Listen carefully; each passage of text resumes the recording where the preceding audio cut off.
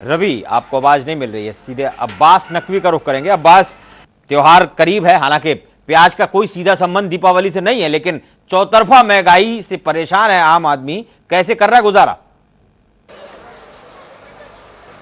बेशक इस बात से इनकार नहीं किया जा सकता है कि लगातार जिस तरह महंगाई पूरे देश में आसमान छू रही है, उससे साफ सरकार के ऊपर एक सवालिया निशान लग रहा है। मुंबई की अगर बात करें तो सिर्फ प्याज का ही भाव नहीं है, बल्कि प्याज से संबंधित जो रसोई में और भी खाने पीने की चीज़ें इस्तेमाल की जाती हैं, चाहे वो हरी सब्जियों की बात करें या फिर दाल चावल की बात करें, लगातार महंगाई का जो ग्राफ है बढ़ता जा रहा है। हालांकि त्यौहार भी करीब है, उसके मद्देनज़र अगर मिठाइयों की बात करें तो उनका भी भाव आसमान छू रहा है। ख़ास बात यह है कि ड्राई फ्रूट जो कि लगातार वो भी महंगा होता जा रहा है। तो मुंबई के जो मिठाइयाँ हैं तैयार की जा रही है, वो मिठाइयों की तैयारी चल रही है शहर में, उसमें मिठाइयों से ड्राई फ्रूट भी लगातार नदारा दोत रहे हैं। दुकानदारों से बात किया है, जबकि मुंबई करों से बात किया तो उनका यही साफ कहना है कि इस बढ़ती हुई महंगाई में वो करे तो क्या करे, लेकिन सरकार है कि किसी भी तरह इस स्तर के ग्राफ को सुधारने का नाम नहीं ले रही है। तो बेशक इस बात से इनकार नहीं कर सकते कि लगातार जिस तरह महंगाई जो आसमान छू रही है, पूरे सिर्फ मुंबई ही नहीं बल्कि पूरे देश में एक महंगाई का जिस तरह लगातार चाबुक सरकार चला रही है, तो जनता पूरी तरह से त्रस्त है। लोग सोच रहे हैं कि कांदे का इस्तेमाल जो कि लगातार बिल्कुल अब्बास, आएंगे आपके पास। रवि जल्होत्रा हमारे साथ हैं। बिल्कुल रवि हमारे साथ। डिमांड और सप्लाई का पूरा ये खेल है, क्योंकि जिस तरह से डिमांड है लेकिन सप्लाई जो है वो उतनी नहीं हो रही है। त्योहारों का मौसम है, क्योंकि आज करवा चौथ है, कुछ दिन बाद दिवाली है, लेकिन उससे पहले ही महंगाई बम जो है वो आम जनता के ऊपर फूट पड़ा है। हालांकि सरकार का ये कहना है कि दिवाली के टाइम तक जो बाजार के जो रेट्स हैं वो कम हो जाएंगे, लेकिन ऐसा होता नहीं दिख रहा है, क्योंकि कई जानकारों का ये कहना है कि जिस तरह से अभी जो महंगाई है वो और आगे जाएगी। प्याज के जो दाम है वो 80 रुपए के करीब है, वो 100 का जो आंकड़ा है वो छू सकता है। इस समय मेरे साथ देवेश आम जनता ही मौजूद है, इनसे बात करते हैं, इनसे पूछते हैं, क्योंकि त्योहारों का मौका है, किस तरह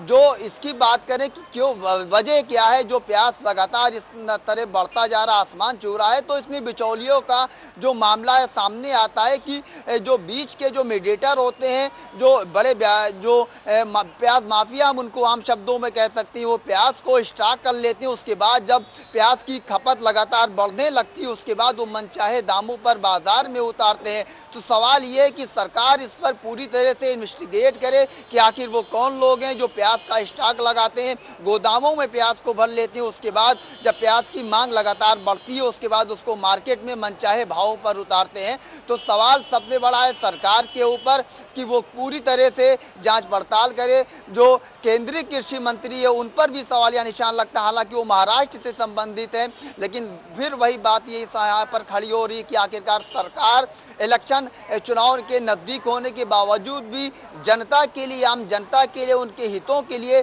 बढ़ती हुई महंगाई के लिए आखिरकार क्यों कोई कठोर कदम क्यों नहीं उठाती है, बहुत बड़ा सवाल खड़ा हो रहा है। क्योंकि महाराष्ट्र जैसे गढ़ में प्याज की जो महंगाई है उससे आम जनता ही नहीं, पूरा देश ही नहीं, पूरा देश और शहर पूरी तरह से वाकिफ हो चुका है कि किस तरह प्याज जो है आम जनता को, संपूर्ण जनता को किस तरह के आंसू रुला रहा है। जी देवेश। बिल्कुल, और रवि जाहिर है दिल्ली में देश की राजधानी है और दाम बढ़ रहा है, उनका जो बजट है वो बढ़ गया है, क्योंकि अभी भी 3 सब्जियों में सबसे ज्यादा इफेक्ट पड़ा है। अगर बात की जाए प्याज के अलावा, अगर टमाटर की बात की जाए तो टमाटर के भी लगातार जो है वो रेट बढ़ रहे हैं, जिससे लोगों को खासा दिक्कत हो रही है, क्योंकि त्योहारों का समय है, लेकिन उसके बावजूद रेट कम होने के बावजूद रेट कम होने की जगह पर बढ़ रहे हैं। इसी वजह से जो आम जनता है वो काफी ज्यादा परेशान है।